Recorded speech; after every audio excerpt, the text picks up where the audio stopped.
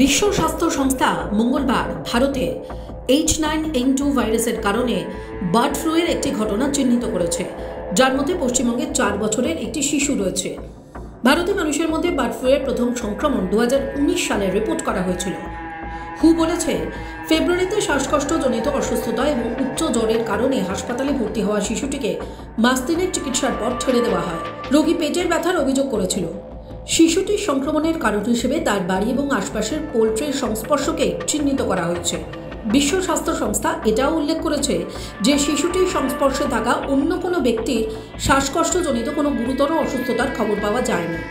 কিন্তু এই bird flu আসলে কি, এটি কিভাবে হয়, এই বার্ড ফ্লু থেকে নিজেকে কিভাবে রক্ষা করবেন কি জানাচ্ছেন চিকিৎসক। যারা এই ইনফেকশনটা আসে মুরগিদের থেকে এবং যারা পশু পাখিদের মধ্যে থাকেন তো এই মানুষেদের কিন্তু মাস্ক পরতে হবে এবং তাদের যখনই তারা খাওয়াচ্ছেন হাতটা ভালো করে স্যানিটাইজ করে নিতে হবে। এবং সব থেকে বড় ইম্পর্টেন্ট থিং হচ্ছে, যদি সর্দি কাশি জ্বর হয় আপনি অবশ্যই বাড়িতে বসে শুধু প্যারাসিটামল খাবেন না। ইনফ্লুয়েঞ্জা টেস্টিংটা করানো অত্যন্ত দরকারি, কেন কি হতে পারে আপনার ক্ষেত্রে এই বার্ড ফ্লুটা একটা ভয়াবহ রূপ ধারণ করতে পারে। সেই ক্ষেত্রে তাড়াতাড়ি ডাক্তারের কাছে যাওয়া এবং সঠিক ওষুধ নেওয়াটা অত্যন্ত দরকারি। যদিও পশ্চিমবঙ্গ সরকার ইতিমধ্যেই একটি মেডিকেল টিম গঠন করেছে, যা মালদা পরিদর্শন করছে, তবে সরকার সাধারণ জনগণকে আতঙ্কিত না হওয়ারই পরামর্শ দিয়েছে।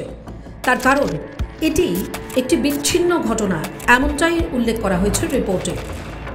It's a sporadic incident.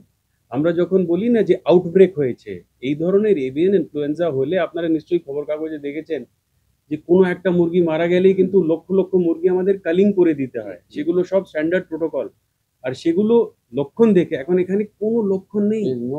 মানে ওর আশেপাশে পরিবারের লোকদের মধ্যেও কোনো লক্ষণ নেই, তার আশেপাশে গ্রামে, আমরা তো গ্রামে বাড়ি বাড়ি গিয়ে চেক করেছি, কোথাও কোনো মুরগির কিন্তু কোনো লক্ষণ এভিয়ান ইনফ্লুয়েঞ্জার হচ্ছে না।